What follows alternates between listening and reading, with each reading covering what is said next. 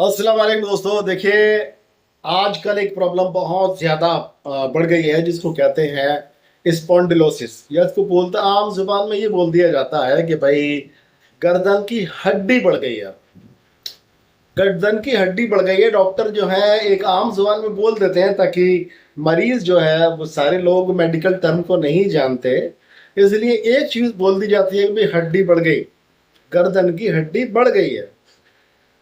अब गर्दन का मूवमेंट करते में तकलीफ होती है, इधर करते हैं तो तकलीफ होती है, इधर करते हैं तो तकलीफ होती है। गर्दन की वजह से आपकी छाती के अंदर दर्द होता है, सीने में दर्द होता है। इसके अलावा कभी कभी सांस भी फूलने लगती है, कभी जब उठते हैं आप तो अचानक से चक्कर आ जाता है।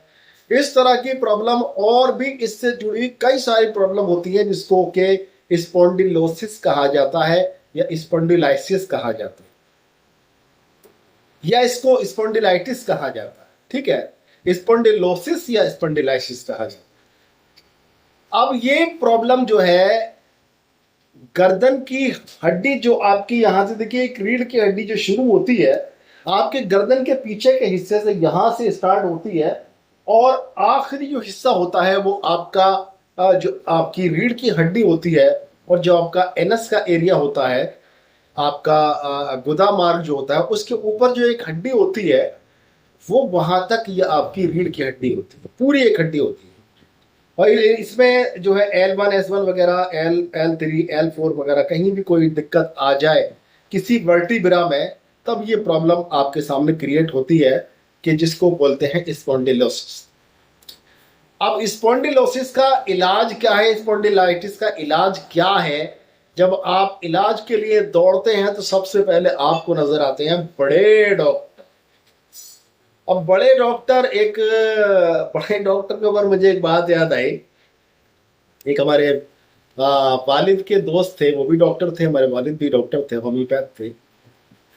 तो उनके सामने एक मरीज आया, करने लगा साहब बड़े डॉक्टर को भी दिखा लिया। तो उन्होंने पूछा कि भाई बड़े डॉक्टर कितने बड़े थे? 10-20 गज के थे, 10-20 मीटर के थे क्या?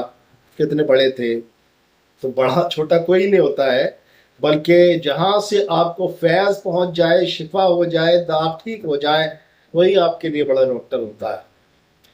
तो जब आप बड़े हॉस्पिटल्स में जाते हैं, बड़े बड़े नामी डॉक्टर्स के पास जाते हैं, तब आपको कह दिया जाता है कि इसका भाई साहब कोई इलाज नहीं है, आप फटाफट से ऑपरेशन करा लीजिए। आप हर बात में ऑपरेशन करा लीजिए, गर्दन की हड्डी का काटी छाटी जाएगी, फिर उसमें अब आपकी वर्टिब्रा को के बीच में जो मांस आ गया है या हड्डी जो बढ़ गई है उसको हटाया जाएगा। और कभी कभी हमारे कभी कभी ये परेशानी इतनी बड़ी क्रिएट हो जाती है ऑपरेशन के बाद में। हमारी एक रिश्तेदार हैं जिनको मैं बहुत करीबी रिश्तेदार है, उन्होंने गर्दन की हड्डी का ऑपरेशन करा ही लिया आखिर, क्योंकि वो बड़े बड़े डॉक्टर्स की ज्यादा मांगते थे। ऑपरेशन करा लिया। अब वो कहती हैं कि पहले तो जब स्पॉन्डिलोसिस था मुझे तो ऐसे और ऐसे कर लेती थी, लेकिन अब तो जिंदगी ऐसे ही गुजर रही है, ऐसे ही चलते हैं, ऐसे इधर जाते हैं, ऐसे इधर जाते हैं, ऐसे ऐसे करने का तो हिसाब किताब ही बंद हो गया। तो भाई साहब आप ये भी देख लीजिए, ऑपरेशन का नाम तो बहुत आसान है ऑपरेशन, लेकिन क्या क्या इसके साथ में होता है। सर्जरी, फिर एक सर्जरी है, और हर दुनिया का आदमी, अक्लमंद आदमी सर्जरी से बचना चाहता है। तो आज मैं आपको जो नुस्खा दे रहा हूं वो इंशाल्लाह ताला आपको सर्जरी से बचा लेगा। बचाने वाला अल्लाह की जात है, लेकिन अल्लाह ताला ने जरिए पैदा किए हैं, जड़ी बूटियां बनाई हैं, काय के लिए? आपके लिए। तो वो नुस्खा मैं आपको दे रहा हूं इंशाल्लाह ताला, जबरदस्त नुस्खा है। आपकी किसी भी गर्दन की किसी भी वर्टिब्रा में प्रॉब्लम हो, L3 L4 L5 कोई भी हो, कहीं भी कोई गड़बड़ हो रही हो, इंशाल्लाह ताला इस नुस्खे का मुसलसल इस्तेमाल कुछ दिन तक करेंगे तो आपकी प्रॉब्लम बिना किसी सर्जरी के दूर हो जाएगी इंशाल्लाह। जी हाँ, नुस्खा नोट कर लीजिए, देख लीजिए।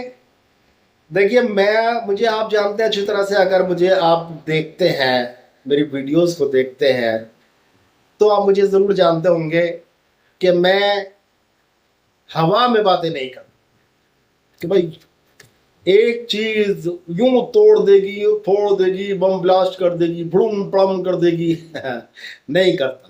मैं बाकायदा एक नुस्खा देता हूँ, बाकायदगी के साथ देता हूँ। आपने उसको तैयार कर लिया तो कामयाबी इंशाअल्लाह मिलती है। अगर सही तरह से आपने तैयार कर लिया तो कामयाबी मिलती है इंशाअल्लाह। नुस्खा नोट कर लीजिए। सबसे पहली चीज है असगंध नागौरी। नागौर एक जगह है और असगंध अश्वगंधा होता है, आप जानते हैं। अश्वगंध क्योंकि नागौर का अश्वगंध सबसे अच्छा होता है, इसलिए अश्वगंध नागौर का दवाओं में इस्तेमाल किया जाता है। तो अश्वगंध नागौरी 100 ग्राम ले लीजिए। उसके बाद में आ जाइए शतावर, ये भी आपको 100 ग्राम लेना है। फिर लेना है आपको सौंठ, ये सूखा हुआ अदरक होता है, ये भी आपको 100 ग्राम लेना है। इसके बाद में लेना है सेमल मूसली। सेमल का पेड़ होता है, तो बहुत बड़ा पेड़ होता है उसका, सेमल का।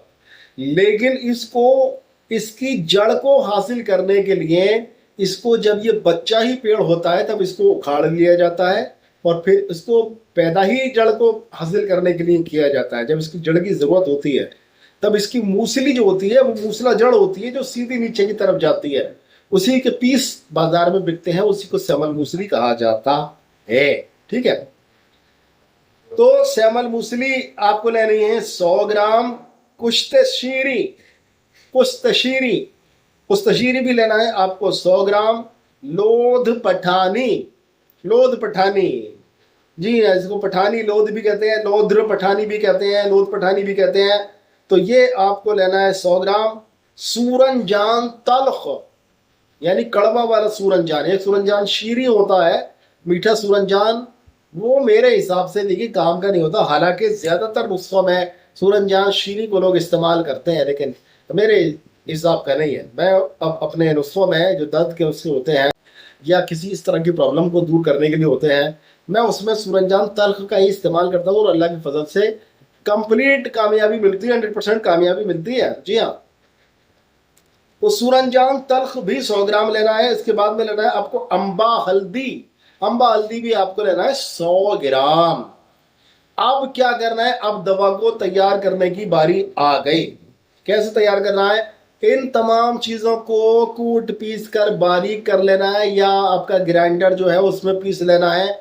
इसको बारीक पाउडर बना लेना है। ठीक है, बारीक पाउडर बना लिया आपने।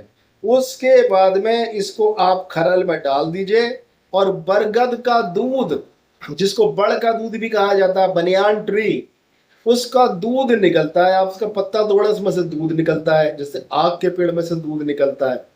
इसी तरह से जैसे दूधी के पौधे में से दूध निकलता है, जैसे बहुत सारे पौधे ऐसे हैं इसमें से सफेद रंग की रतूबत निकलती है जिसको दूध बोलते हैं। तो इसी तरह से बरगद के पेड़ में से भी काफी सारा दूध निकलता है।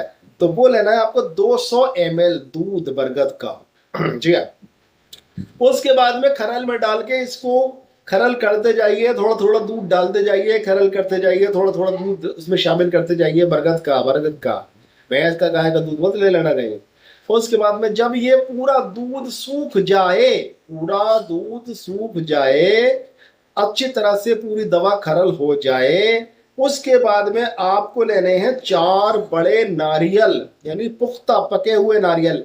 छिलके वाले नारियल, कच्चे नारियल नहीं। जब ये पका हुआ नारियल आता है, खोपरा पकने के बाद पका हुआ नारियल, मीठा वाला नारियल जो हलवे में डाला जाता है कस के, ठीक है ना, उसको उसको ले लीजिए और उसमें छोटा सा एक छेद बनाइए और इसमें ये 200 ग्राम के करीब पाउडर, इसके अंदर जो दवा का पाउडर है वो भर दीजिए अच्छी तरह से। अच्छी तरह से भर दीजिए, खूब ठोक ठोक के भर दीजिए, खूब ठोक ठोक के भर दीजिए। उसके बाद में इसको उसी पीस से, जो पीस आपने लिया है, उसको किसी चावल, उसके उड़द के आटे से चिपका दीजिए ताकि चिपक जाए अच्छी तरह से, छूटे ना। चिपका दीजिए। चारों के अंदर ये 800 ग्राम के करीब दवाई होती है, ये भर जाएगी। खूब अच्छी तरह से ठोक के भरिए, बड़े पीस लीजिए ताकि अच्छी तरह से भर जाए। उसके बाद में लीजिए उड़द, जिसको माश बोलते हैं, माश की दाल। दाल नहीं लेनी, पूरा साबुत उड़द लेना, पूरा साबुत उड़द। उड़द लीजिए, तकरीबन ऐसे समझ लीजिए कितना 800 ग्राम है। आप 800 ग्राम ही उड़द ले लीजिए, 800 ग्राम उड़द ले लीजिए, उसके अंदर ये चारों नारियल डाल दीजिए और पानी डाल दीजिए, और उसके बाद में उड़द पकाने के लिए रख दीजिए। कुकर में नहीं रखने भाई जी, कुकर में नहीं रखने हैं, इसको किसी भगोने में रखिए, स्टील का भगोना हो, मिट्टी का बर्तन हो, हांडी हो तो बहुत बढ़िया है, तांबे का भी हो, कलई वाला चलेगा, ठीक है, लेकिन स्टील का, लेकिन ये एल्युमिनियम का कुकर या एल्युमिनियम का भगोना ना हो, ठीक है। इसको अब पकाना शुरू करिए ढक के, ढकने के बाद में इसको पकाना शुरू करिए, और जब पकते पकते उड़द गल जाए, बिल्कुल खाने लायक हो जाए उड़द, इस तरह से उठा के देखिए, ऐसे करके हाथ से मसल के देखिए, मसल जाए अच्छी तरह से, गल जाए पूरी तरह से, तब इसके अंदर से नारियल निकाल लीजिए, नारियल निकाल लीजिए, और दवा को नारियल के साथ में ही पीस दीजिए। आप मिक्सर में डालिए या फोड़ के तोड़ के डाल दीजिए, और इसको आप मिक्सर में चला दीजिए। इसके बाद में ये पाउडर बन जाएगा, इसको ठंडा कर लीजिए, दवा तैयार हो गई। आप झंझट है, लेकिन दवा फिर दवा है भाई साहब। इसको इस्तेमाल करना है एक एक चम्मच सुबह शाम, अगर प्रॉब्लम ज्यादा हो तो सुबह दोपहर शाम, वरना सुबह शाम दूध के साथ में इस्तेमाल करिए। गाय का दूध मिल जाए तो बहुत बढ़िया, ना मिले तो भैंस का दूध हो चलेगा। सुबह शाम दूध के साथ इस्तेमाल करिए। चावल, खटाई, बड़ा गोश्त और इस तरह की ठंडी और बादी चीज़ें, बाहर की चीज़ें, कोल्ड ड्रिंक्स वगैरह ये इस्तेमाल नहीं करना। बाकी थोड़ा परहेज करिएगा इंशाल्लाह ताला। पालक, उड़द की दाल, ठंडी चीज़ें वगैरह ये मत खाइएगा, बाहर की अगड़म बगड़म ये चीज़ें मत खाइएगा। और इंशाल्लाह ताला चंद दिन तक अपनी परेशानी के मुताबिक, देखिए कितने दिन लगेंगे, हर आदमी ये पूछता है, तो परेशानी कितनी बड़ी है, कितने दिन से है, आपको इस पर डिपेंड करता है।